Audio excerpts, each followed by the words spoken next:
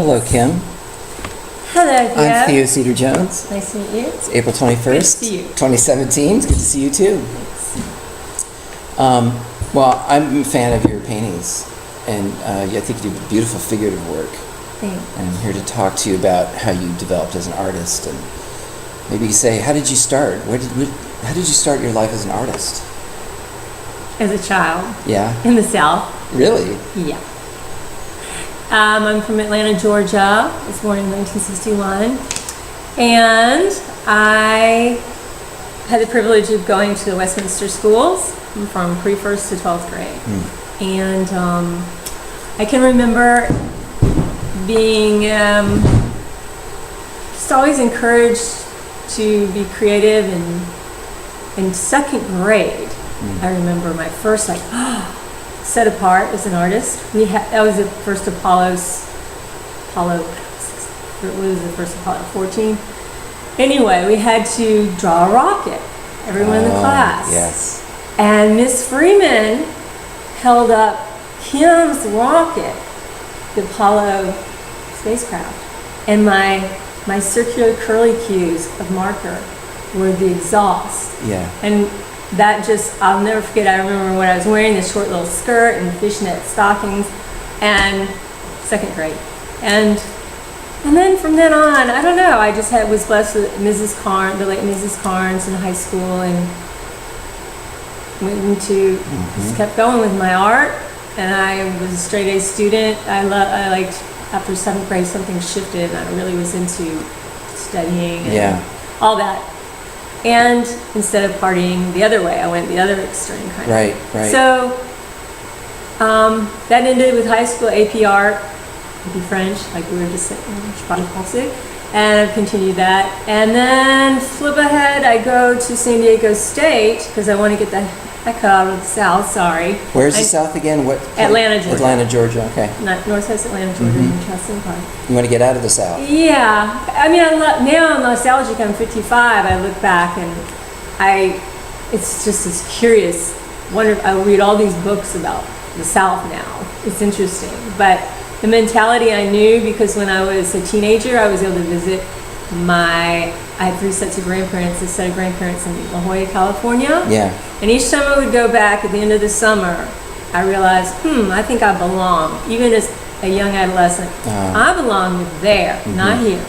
So as soon as I finished in 79 high school, my mom and I, she drove me cross country. I went to San Diego State, started it in the art department.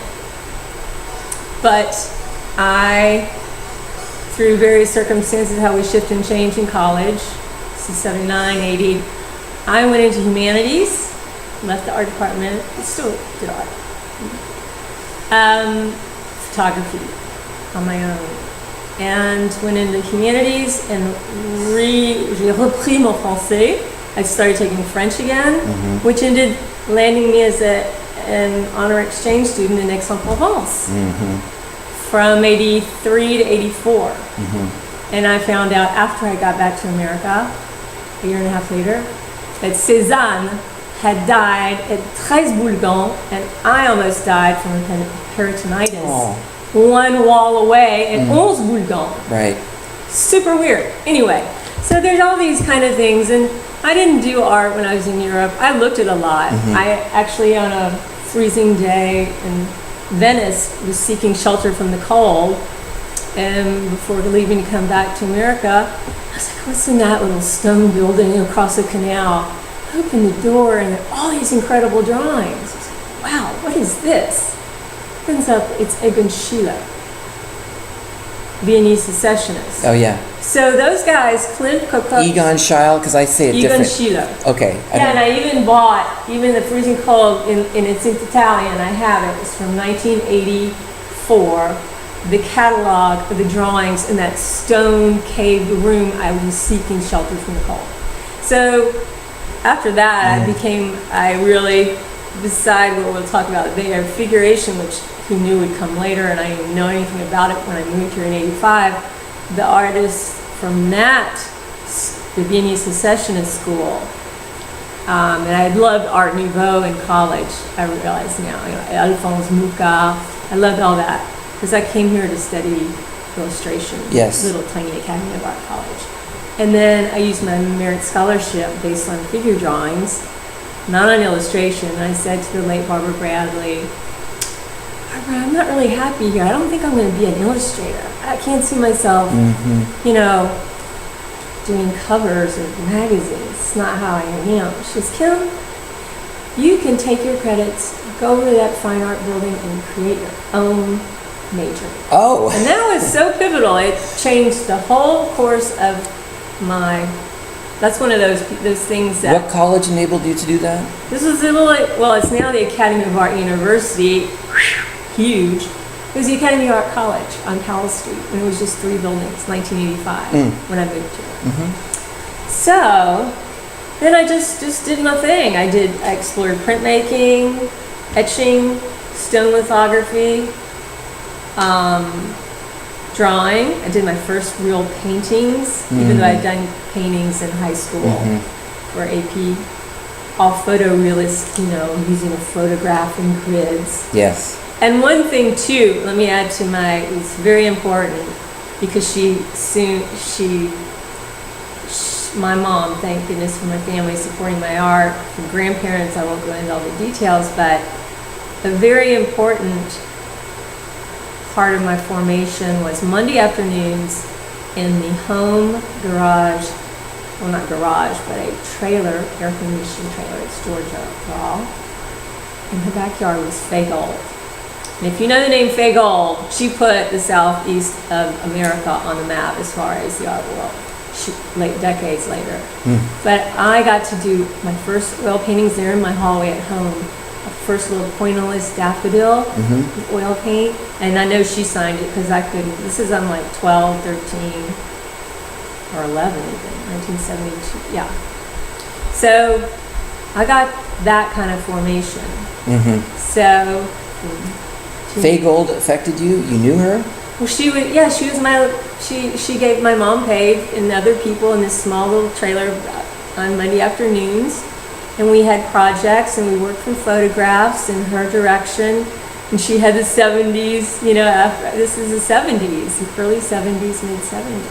Did she have an effect on your ability to do figure drawing? Oh, no. All this is all later. This is okay. Child. So if you want to flip ahead to later, yeah, when I moved here, like I told you, I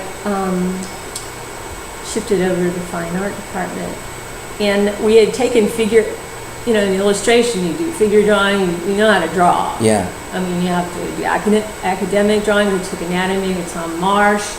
But the most formative teacher, and he's still a friend, he's still in my life, his daughters are, his family's still a part of my life, is Brick Temple. He taught a class, and he had studied under Joseph Albers at Yale, under the GI Bill. So he knew abstraction and color. But that wasn't about what he taught us. It was more drawing from the figure. And whatever I've gleaned from any teacher, the only teacher I think since, to be honest with you, since I came and who's still with us is Brooke. And over the years, I learned from him and certain things, and then 30 years later, I make my own marks, I have my own voice, I have my own line, I have my own, what I'm after when I draw from the figure. I even have a list on the wall over there I've deduced. I finally typed it all up, what I seek when I'm working right here with a model. Really? Yeah. And I shared it on Facebook just to share, like, after all these years of this practice, these are the things that really, I need to draw. I want to draw. And that give me excitement and enjoyment. I don't want to like this. I want this.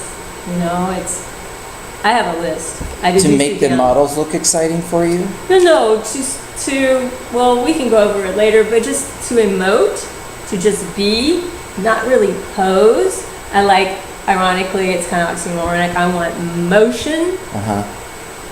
And I only draw from 2 to 7 minutes. That's my. So are you fast? Yeah, it's a honed practice. But you can't, if you're doing a pose like this that I want to draw, nobody can hold this for a long, you know. Yeah, so the dynamic pose is hard to hold for a long time. Right. But So you that's want what that. Yeah. I like that. And I have, again, asymmetry. I had a model last night, actually. She's deaf from birth, so she's Israeli. And she was actually, I didn't realize she was looking, and she was giving me back poses, which I like a lot. Mm-hmm. She was reading and saying in Israel, you know, in Hebrew, this is asymmetry, and, you know, in her. And I said, it's like, not this, but this. Mm-hmm. And she, oh yeah, it's the same word in Hebrew. So there are all these fascinating things that come out of the dynamic of the figure,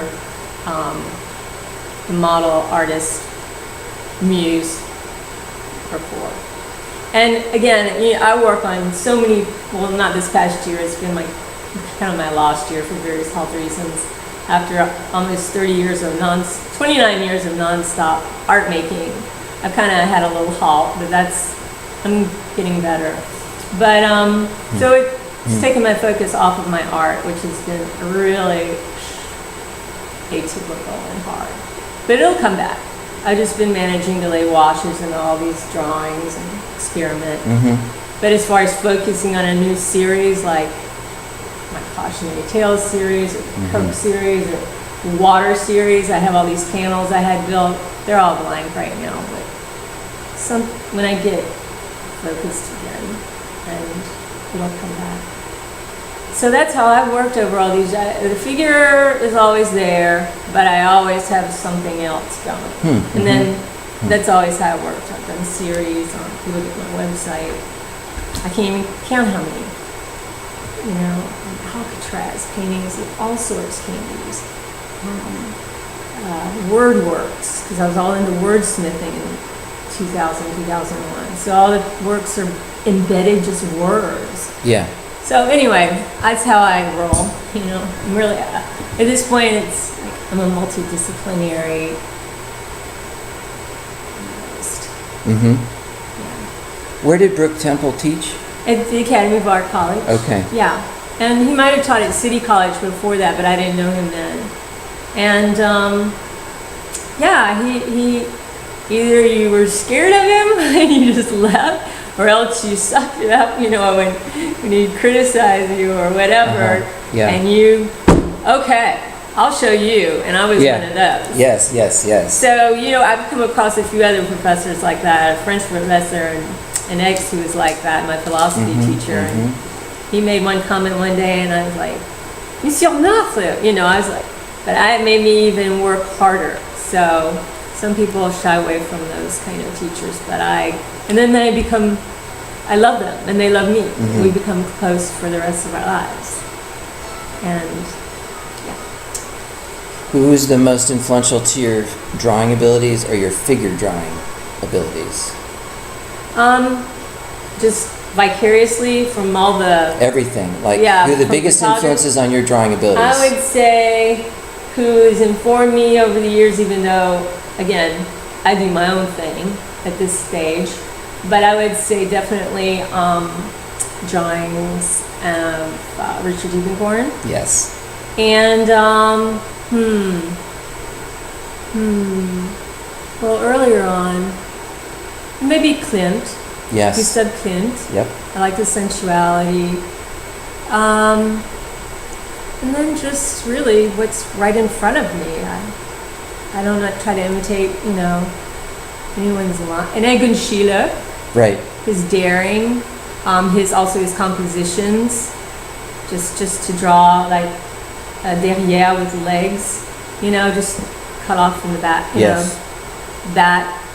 I have the Leopold collection. It's a book. Actually, it's a weight from my own drawings right now. Egon Schiele, the complete works. I would love to see that. That's it. I've had that. It's got all those Post-its in there. I've used that for years. Just open it up and see something. And he, you know, imagine if he had lived. How long he died at 29. Look at that. So yeah, He's really, to me, one of the best drawers ever. he had his own line. Who wants to imitate it? But just to see how he pushed things and using, you know, gave me inspiration. That's why I like the poses that are, you know, like this, and using accessories and shoes and shapes. They're not, you know, as anchors and and hair. I have different wigs Oh, because they good. create different personas. They do, absolutely. And so I've used Yes. that. In fact, I had that series Wigs and Silhouettes in 2007 and 8, and that was part of the series. I've had the provocative series, and my provocative post with Dolby Chadwick in What do you mean by 2000. provocative? I called it the provocative poses because it was about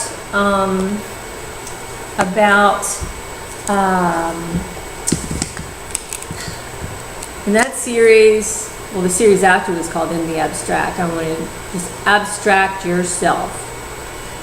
And before that, it was 2 minutes and counting, which is all based on 2-minute gestures, and then the counting part was whatever I added into it. So they're all small. But so in between, this provocative poses series came because I was newly divorced. Not that I was out, investigating my sexuality or anything that much, but it's sort of like, after being 15 years married, I'm 40, 41, so what is all this? I don't know. Yeah. Something struck me, and I was working at the time with a lot of really enthusiastic, wonderful models, like a lot, that, and I've mentioned something that this evolved like an epiphany, and I ran it by a few, and they goes, oh, Kim, I definitely am in on that series. And it was about just expressing their femininity, their sexuality, their sensuality in whatever way they wanted. Oh. And it was such an educational, because I'm pretty naive and just like very, I don't know very much. It was a learning experience, and every woman's sensuality, what they expressed, was so different, and what they chose, it was up to them. And as they bring your own props. I mean, I had everything from, I don't think that black vinyl stuff's gonna work in that particular model or whatever. She says, Kim, she prefaced, she said, I want to do this, but I know some of the things I brought that is sexuality and my provocative nature is not really you. I said, I know, okay. So I'm gonna pull these things out, and I said, okay, that's good. Those high heel shoes, yeah, okay. But no, the mask, no. Yeah. And then the other was just something, just a simple pose. Say if you're here, I remember, I won't say her name, but she just did a pose like this. Yes. And at the end, we looked at the drawings, and she says, Kim, the most provocative sensual pose in this whole thing, besides she had some that are very overtly, that was her most, I was stunned. Yeah. Because to me, she just had a little energy, but who knew what was going on inside of her? But I captured it, and she said, that's the one. So I enjoy this. And, even though I don't sell my drawing, people don't buy the drawings, it's just something that's like a baseline practice for when I want to paint a landscape, if I ever want to paint a landscape, or I want to paint abstractions of water. It's just something I know it's there. It's expensive, but What's expensive? Hiring a model for 3 hours. Yes, every like 4 times a month, if I can. Yeah. And I just draw one-on-one now. I used to draw in groups, and when I was married to Randy Sexton, we had a group for years. But then in 1994 is when I first started splurging and having my own models. In my first out-of-the-house studio. That was a big deal, 94. And we're 2017, so it's 23 years. Of I did groups until this traffic in this city has gotten so bad I don't even bother. I make a joke, I pay to stay, like in this room. And I got everything, it's just me and her. And once in a while I invite a dear friend named Jeff, because he knows what we draw in here. Yeah. And he just appreciates it. He draws? He'll draw with me. But he's the only, He's the only one, yeah. And he knows my lighting and how important the lighting is. Yeah. So I'm going to have my ways. And the models who work with me who come back get it. Otherwise they don't come back. Yeah. And do you make all of your art from live models, or do you ever work from photographs or the internet? No. When I was younger, in the early 90s, my paintings were based on my 35 millimeter or whatever, sometimes images, photos that I took. So it was always for me because they were my photos. So it was just came from here, like skaters at night. I used to go downtown at night, that skating rink, and I got a whole series of like skaters. You know, just strings. They loved me at the photo processing place. I spent so much. But that was my subject matter, right? Which, yeah. But not anymore. That's Why? stopped. What's the big deal about live models? Why are you so insistent on? No. I don't do paintings or anything. I don't know. It's just what I hang, and then they, not that I have to have the drawing, and they're all small, but my last canvases, my last larger figurative works from the 90s, it's totally out of my head. They're all made up by then. They were made up entirely? Yeah. Like I just delivered a painting from 98 to Thomas Reynolds Gallery. I think you went Yeah, there. I went there. 1906 Fillmore Street right now. Yes. While some other older vintage Kim Frohsin work. It's a very nice gallery. Well, it's sweet. It's really nice, and how it came together is just serendipitous. It's wonderful. But I initially went to him to see if he would like to maybe show some of my early 1990s work. Yeah. And then here we have this show thing. So I have a storage unit near here, and I call it my archive, my shipping container archive. And I only had a few figurative canvases left, and yeah, all of those are all because I painted so much and I painted so many things. But in 1999, I just kind of lost a passion or a little. I've done enough of this, and that's how I am. When I find something new in my mistakes, or when I know I could do this with my eyes closed. Yeah. And when I know I can paint a face and do this, it's time to move on. Put it away. And I put away canvases and large paintings. I stopped painting with oil paint. I gave all my oil paint away recently, anyway, a couple of years ago. And I started working exclusively on paper. And over, my number series, I use 8-ply archival matte board if I want to paint on it. But that's still compressed paper. Are you painting not oils right now? No, I haven't painted in oil since long time. I gave them all away. Acrylics then, or? Yeah, everything is water-based. Okay. Anything I've got in here is water-based. Even the spray paint. Why the change from oil to acrylic? I just, the way I worked was really fast. Yeah. And ink and acrylic.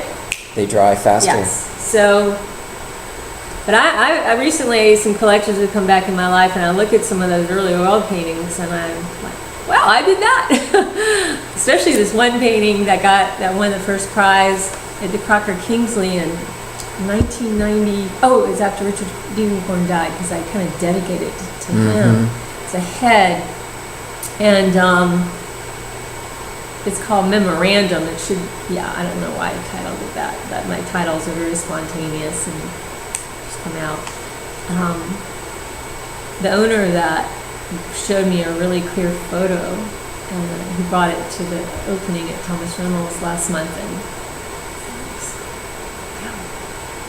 so I was really engaged. When I'm not passionately engaged about something anymore, whether it's the medium, whether it's the subject, the series, you start with, can't wait, and then they crest, and then it's like, okay, you run out of passion or energy for it, and then you move on to the next thing, or you invite what's next.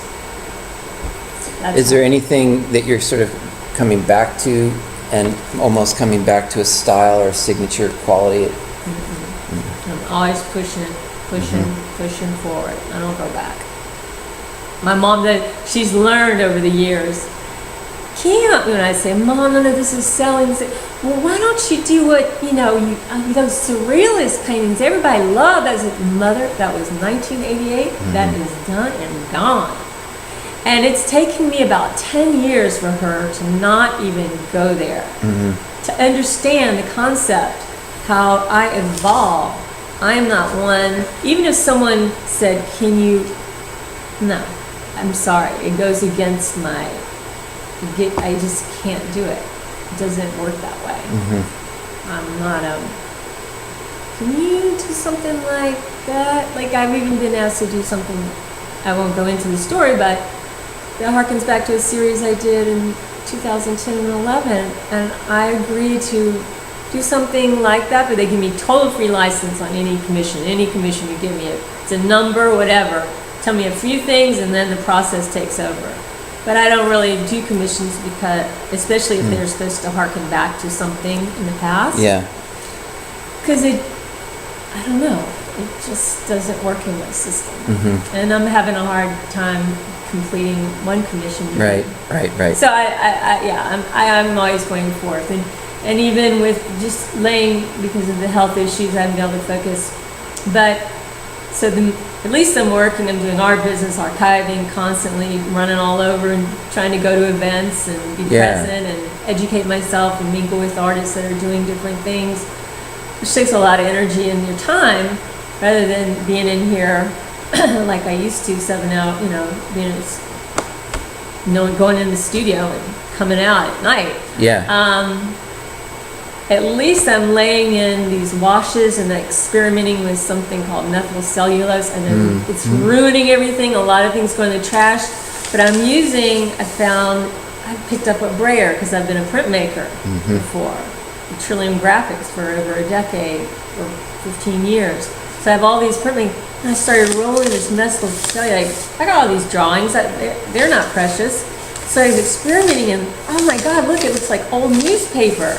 And the drawing's still there, so I found something new. Right. And then that's how something else will evolve.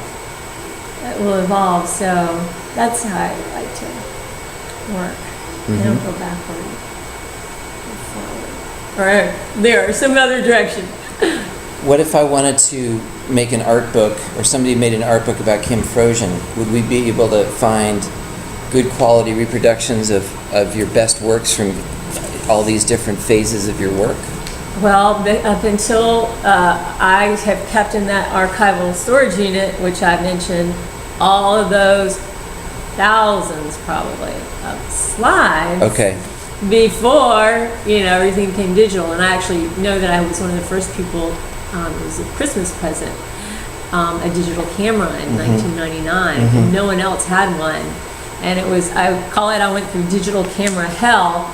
And I thank my mom for the present, but I said, you put me in a temporary hell to learn how to just use this thing.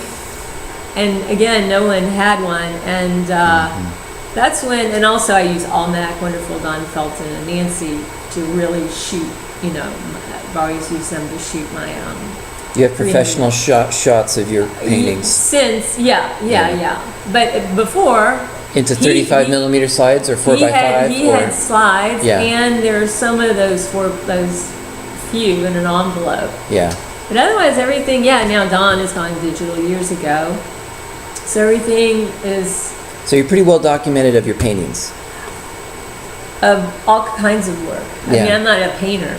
I'm a draftsperson, I'm a printmaker, I'm a drawer, I'm a collagist, photographer. All rolled in one.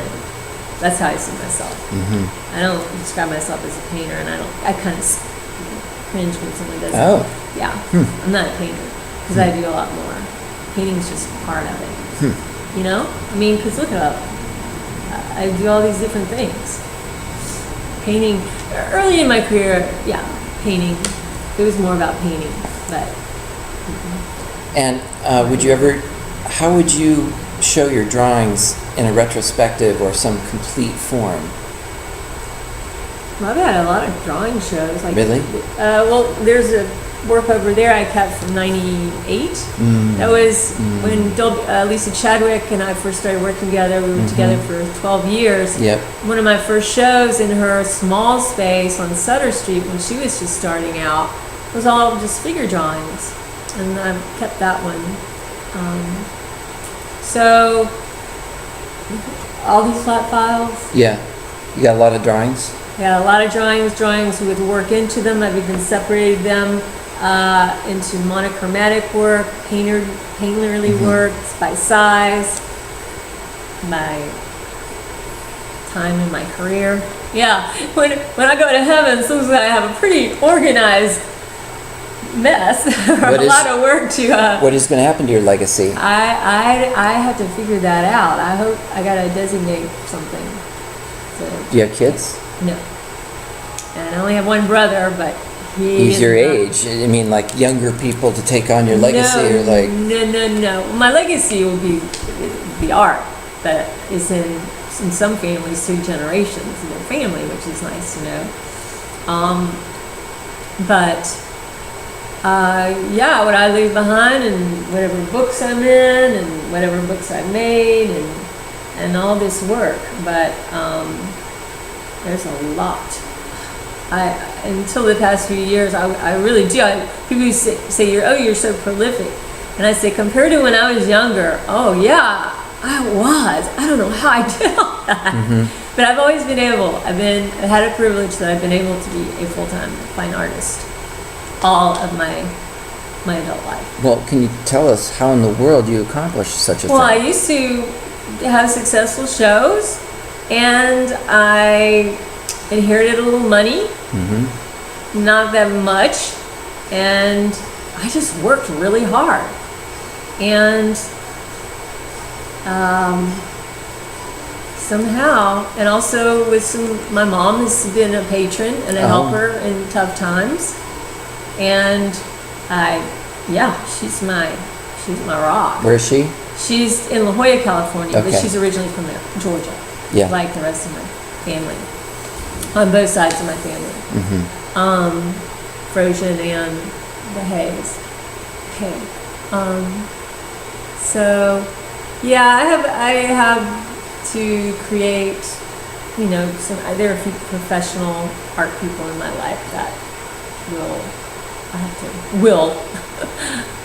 put into my trust, a little trust. Right. Yeah, because this is a lot. And there's so much out there too, and that's great. So, I'm thankful for it.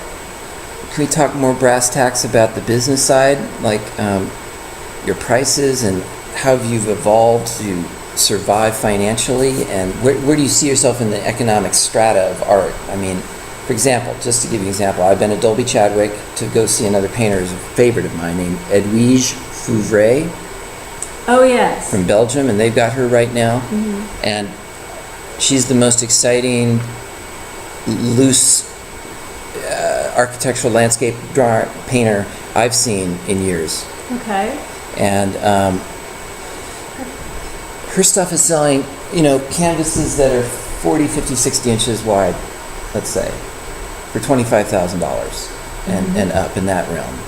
So, are you satisfied with where you've gotten economically? Do you want to talk about that at all, the money side of it? That's a little tricky. I think I'm underpriced and undervalued, but I am glad I've been dealing with Andrew Norris down in Burlingame, and I have delegated to her what I think is some of my most important artwork. In 2015, you see that cone painting over there? Yeah. My Cautionary Tales San Francisco SF 215. That entire year I devoted to this theme that is about, it just occurred to me one day like an epiphany, of the red to white or silver stickers behind a truck that I follow out here every day. I'm just like, what is happening to my town? What is happening to blue sky? And hello, look at what we're living in a year and a half, 2 years later. People can't, it's just so dense. I was like a canary in the coal mine, but I'm still here. Right. I didn't die. But I don't like what's happened. So my artwork, all that year, no figurative at all involved. I feel, we price some of the larger ones, and I have a special framer because and I know how to frame things really well, and I have my own, that's the Frohsin mount, using a certain kind of, they've created for me a way to... That's really nice, by the way. I find it hard to find the right framing. But I even worked on the design of my own frame for over a couple of years. Wow. With a city picture frame to be able to do things. Anyway, that's a whole other story in itself. So the whole thing is like made by me, you know, and it's the way I want it to be seen. And the back is built out so you can even see a window of where I signed it on the back, because I don't like my signature showing on things on the front very much. Right. It's signed, but a lot of things I just keep it really so you can't see. But on the back, they build it out so they cut a special square, and so you can see. But I've titled it and everything. But yeah, so some of those larger 30 by 40 inch paintings on archival mat board are 11 to 15,000. Great, yeah. So that's okay. That's good. That's respectable. Yeah. After 30 years. However, you know, and I really want a good bit of that body of work to be shown in a didactic educational center or museum. We're working on that, because it kept any people who bought from that series, which I actually think is the most important in my career so far. So it has nothing to do with describe the series that you're talking about. Is it mostly safety cones? No. That was just in the summer. I was seeing red when I came over to the bridge one day, and that term came to me, and I've seen so many traffic cones that all I needed was the dimensions, and I did this sub-series within this series about what is happening. It's this overbuilding density, just way too fast shift of change and destruction of our city. Yeah. In ways, and it's just way too much, way too fast, and that I'll write about it, and I want to make a book about it, and I have images of all 50 or 60 works from that year. And I've even kept all my notations that I took, because I'm free to socially write down things like right here, alacrity, words. And so those can be in the book, all the paintings, and also my photography, my fine art photography from all the construction sites, which now I saw the pit, I saw what was there before, I saw the process, I talked to foremen, now they're freestanding buildings with people in them. Yeah. So I've seen the whole thing, and it just it intrigued me, and I was just captivated. It drove me. This series drove me until I was like, I'm done. I'm exhausted. I even had to get away in the middle of the summer just to take a break, to go into nature, like up north, to take a weekend away, because here I am living in this constant construction zone, and I'm painting about it. Right. It was really, it took a lot. I put my blood, sweat, and tears in this series, Cautionary Tales. But so that pricing, that's probably as high as I've gotten. Yeah. That's. But I get calls often from art advisors, people who my work is in their collections, or even certain people want to know, what's the value of this today? Da, da, da. So I just got one of those yesterday. Right. And she said, oh, this is Kim Frohsin Fine Art? I said, this is Kim Frohsin. She said, oh. I don't know. And they told me to contact, it's like, yeah, this is she. Well, if I send you, I love this one piece I bought from the Provocative Poses series, and I live with it. It's in my bedroom. I wake up to it every day, and I it's my favorite thing. I love it, and I just was curious. Like, it was 2003, 14 years later, what would the value be? I'm just curious, and I frankly, I just wrote her back. I said probably just this much more, and that was that. And she thanked me. Yeah. So, yeah. I would like to have more of my work in few local museums. Like I'm surprised a couple of years ago I have Yes. one, especially that we were talking about the Bay Area figurative movement Yes. thing that I went through Yes. in my early career, 1990 to 94 or 5. I did some major works, and I see, and I admit to, I can see it, and then I've grown out into my own, what I do. But I can see the direct, and I was called third generation Bay Area figurative. By whom? A lot of people, in writing. And that's why I was like, well, I don't want to be pigeonholed like this. I don't just do this and I'm going to grow and change. This is not what I even knew then. It was like, and that's, I think, actually, like, it just pushed me to even be more Kim as I grew and push away and become my own person. Oops. And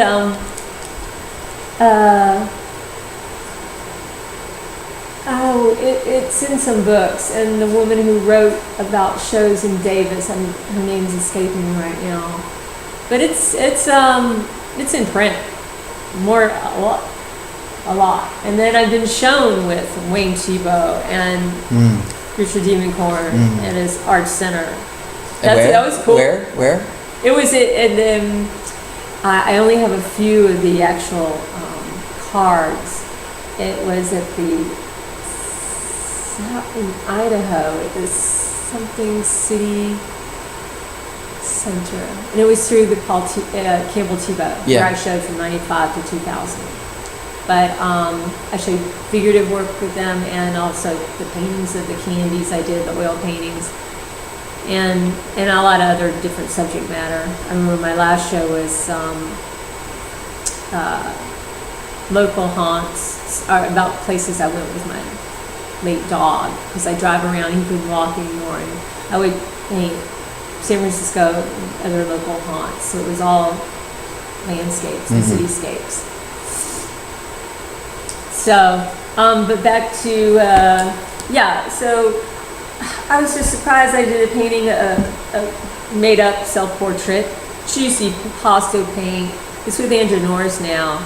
I'm taking it off the table, but I offered it to the Oakland Museum to buy, because I thought this is such a fit. And for whatever reasons, they're so bureaucratic and finances, what have you, certain museums, and they have the protocols, they have the board of directors, they have whatever, I don't know, I don't have time for that, but I offered, and then through Andrea, she offered, and they declined to take it on.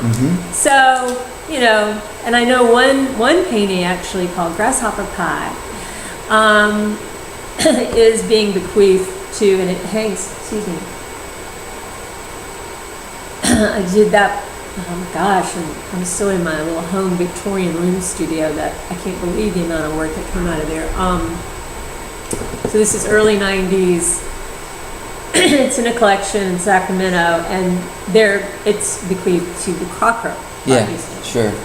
So that's nice to know. Excuse me. Has there been a body of critical writing about your work? Each series, when I make a book especially, I might have to stop for a minute. Yeah. Can you edit this out? Yes. I'm not used to being...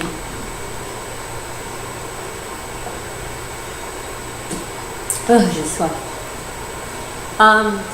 Yes, so Paul Carlson, different writers, poets have written. John Seed, what a wonderful foreword. John Seed? John Seed. Okay. He's a professor down... I know John Seed is. I just met him actually the first time at the David Park Legacy group show on Saturday. And I loved it. We did a trade. I did a number 57 painting for his writing, because when I put together my book on my Portraits of Numbers, 2010 to 2014, he wrote a wonderful, and it linked it to intro on that series. And he asked me questions, and then he formulated this wonderful thing and linked me to Marston Hartley, Jasper Trump, things I didn't know. Marston Hartley? Yeah. That's a nice association. Actually, some numbers, or Demuth, Charles Demuth. Yeah. and things that have nothing to do with anything I was doing with my numbers, but he Yeah. linked it to in Jasper Johns, Right. totally off my radar. Yeah, I knew yeah, I had a yes. whole different reason for my numbers, how they Mhm. started. It's a whole other story, the ideology of that series and how it kept going. So fun to, and that was a whole new way of painting for me, layers and layers and sanding paint and using the Nikita power tool over there to buff and just, so very organic, but I knew the number was, those were super fun. But then they hit their, there's enough and they're gone. I did a few commissions. And so anyway, John C. wrote, I've kept all of these. I have inventoried. Yeah. I have my books. I'm in a book Coca-Cola made, because Coca-Cola Corporation finally, 4 years after I finished the whole series, where the work fit, but it was never meant for Coca-Cola. They bought 4 or 5 that were remaining from that series, and a lot of them traveled around the world for the 100th anniversary of the design of the Coke bottle. Mhm. Who would know? I thought it was a joke when I got a call 4 years later. Mhm. Wait, that's all past, to say we like your work that you did using Coke and shaping Coke bottles. I even called Andrea. I said, "Do you think this is a joke?" She said, "No, Kim, I think this is very real." I said, "Will you be my business partner on this? Because I had no idea." Certainly. Yeah. Stepped it up. Not just 1 or 2. They bought 4 or 5, and I got to see videotape of my one that had a theme about the tsunami in Japan and Fukushima. Oh my God. I happened to be working on it at the time, and so my art, a lot of times it has to do with death or something great or something worldly, horrifying to everyone on such a scale. And the painting had already, when I left it, had this pool of black at the bottom of the embedded collage of paintings. And it was just like that tidal wave. But then toward the end, it has little fingers of light blue, which to me is the color of hope and the au-delà. So, and that was in Japan. It got to travel to Japan. Yeah, right. So, and I had written about it, and he wrote, and so Coca-Cola displayed that. So you never know, even works that are, from a long time ago now are seeing, if they're still in my possession, they're getting out, which is great. That really pleases me, believe me. So, surprises like that happen. Do you have a dedicated book?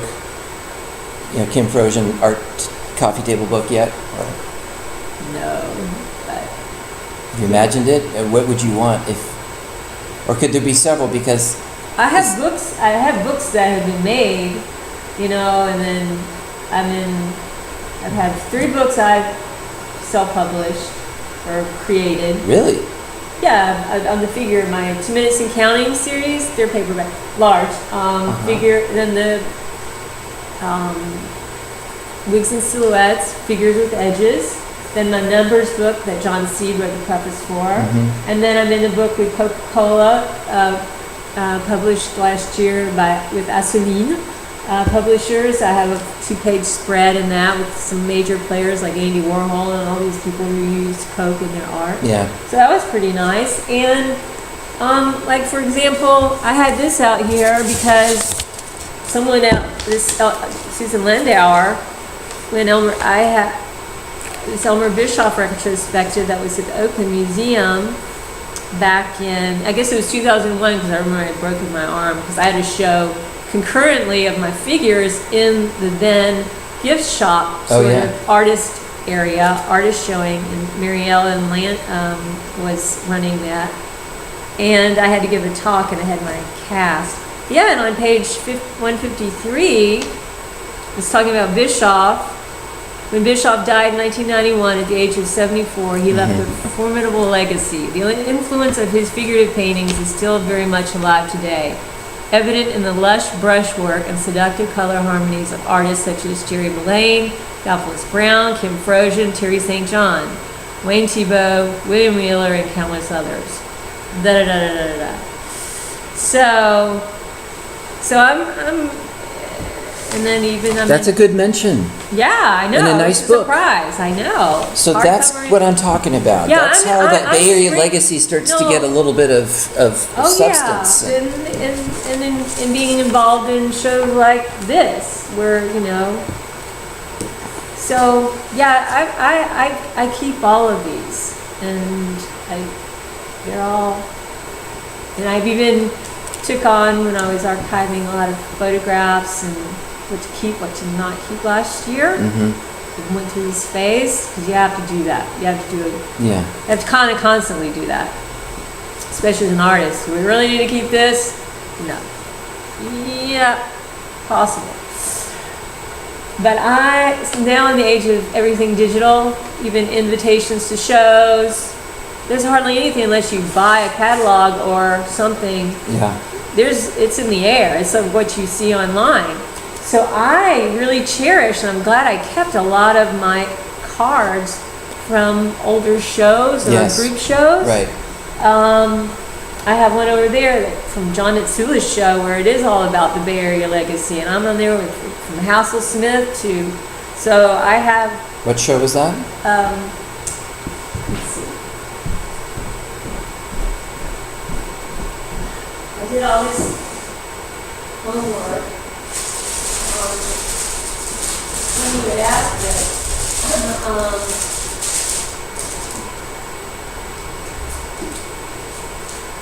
This is not all of it, but for example, I went through because I needed to clean up from when I had from the very beginning in the Academy of Art when they used drawings. Yeah. All the things that have been published that I could still, through all this time, printmaking, group shows, museum shows, Ziziva, auctions that they use my images with, you name it. Oh yeah, Lisa Chadwick put me on the playbill one night to raise money for St. Mary's College. Who did I speak with? I started Tobias Wolff, Michael Pollan, and Robert Haas. Oh, Robert Haas. He's my favorite. Yeah, well, and then me. But I started the whole thing, and so it took me for 10 minutes, but I spent 5 months whittling down the importance of literature.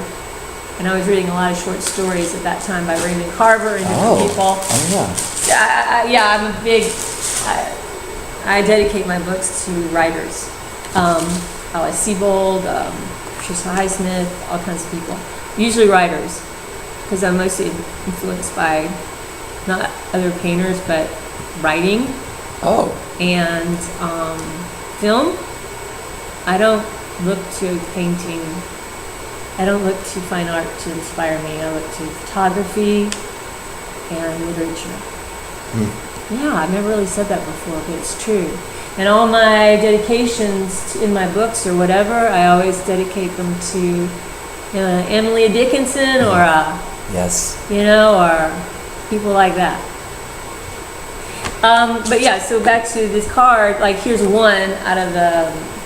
I'm so glad. I was proud that I could pull together all these rarefied. Who knew? These things you used to throw away. Bay Area Figuration, then and now. David Park, Joe Brown, Alphonse Brown, Henry William Brown, Bischoff, Kim Frohsin, James Weeks, Bruce McGaw, Nathan Oliveira, and I met Oliveira several times. You met Nathan Oliveira? Yeah, several times.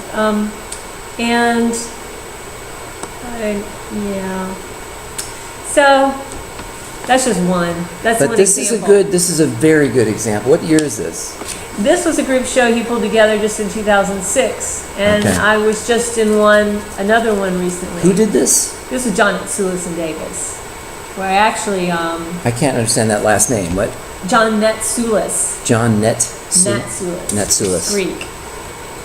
Oh, okay. In Davis. Yes, in Davis. Davis. And a lot of, there's a whole Davis school, kind of like Chiba, all these teachers that were up there. Yeah. Volkos and Manuel Neary and Roland Peterson, who's still with us. John C. just got to meet him last weekend. And He actually shifted from oil paints to acrylic too, but for his was for health reasons. I've been in their wonderful company, whether I'm in the live part of certain auctions over the years. I'm like next to Imogene, in photography I said. Right. Imogene Cunningham, Right. and on the other side there's Richard Diebenkorn drawing, and then there's me. I remember that was in the upstairs of a Right. SFAI auction. I was like, yeah. That's where you fit. That was so great. So that was a while ago. Well, as a fan, I think what I would want to see from you is a lush book of all your figure paintings past to the contemporary, like a chronological of the best of the best. Of your best figurative paintings. You get me? Do you see why I want that? But why would you say paintings? Because then the drawings. Well, no. See, I want the paper. drawings to be a different book, I guess. But see, you blend it so much that it's blended to me too. Oh. I don't think I could do that. Okay, how about at least one lush book of all your figuratives that are your best figures? From each series. Yeah, from some the chronological. Yeah. Yeah. Who's gonna be my clone to help me do that? Well, just it takes a lot from of an abundance perspective, let's say, I understand. Suddenly there's $2 million for the Frohsin legacy, and we want to really start supporting these artists, and what would it look like? And well, luckily I'm one of those artists who does it all. I'm like a business person. I call it the art biz part. I'm super organized. As you see, I'm an archivist of my own stuff, other people's stuff as well, and I share it, and I stay on top of it. So I would be a good candidate. I would just, need that money to fund the energy that it would take for me, because I know where everything is. Right. Even if I don't, I have to find it. Yes. To pull it together to create that tone Yeah. or whatever. And also be the eye and the person, the eye to choose those. And I have someone else choose it. Yeah. You see what I mean? Because So, right now and it's kind of a famous time for art books because David Hockney released the bigger book. Have you heard No, about I that? don't know about this. And he's been one of my, he's another important guy to me. In fact, when I look through all my books at home, my books here, my archive, I've sold recently a lot of my major art books because they take up a lot of space and weight. And I've gone You've through absorbed them, them. and it's time Yeah. for them to go on. I mean, some major ones, but some of the major ones I couldn't keep because I still refer to them. But I have a plethora of artists, photographers, printmakers, history books, thinking books, philosophy, painting, from people all over the world from long ago to now. But if you had to choose two that I had a lot of, would be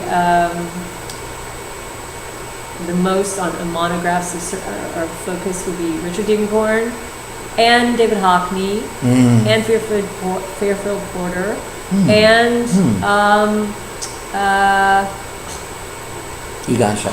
Sheila. Yeah, the Viennese secessionists, Klimt, and those guys. And it just made me and Warhol. But Warhol, really? Yeah. Why not? Because of the print. Oh yeah. Why would? Yeah, just tell me about because Warhol. Of just he was just so revolutionary from his little, what did he call his scraggled line. I actually have pages from my original 60s magazine with drawings of his shoes when he started his advertising with his shoes. There's a name for his kind of marked line. Yes, I know what you mean. Yes. Even though my mother said she recently saw a film, she says he was an evil man. He was a horrible person because I think she's also on Edie Sedgwick. Edie Sedgwick. And I said, Mom, I don't know anything about it, but I just appreciate what he did with art, and he revolutionized a lot of things. To his printmaking, his experimentation, and going against, he was pivotal. He's, whether you like him or not, or whatever, the stories that happened at the factory or all that, I don't care. a lot of times I don't really care about the foibles of the human being of an artist, you know, oh, and also Philip Guston. Philip Gaston, or Phil Guston. Gaston. Philip Guston. Guston, yeah. Like he's someone I admire and I've read about his life. I like to read, like and Sally Mann, the photographer. Oh, I love her. I've gone to hear her speak in person and looked her in the eye and said,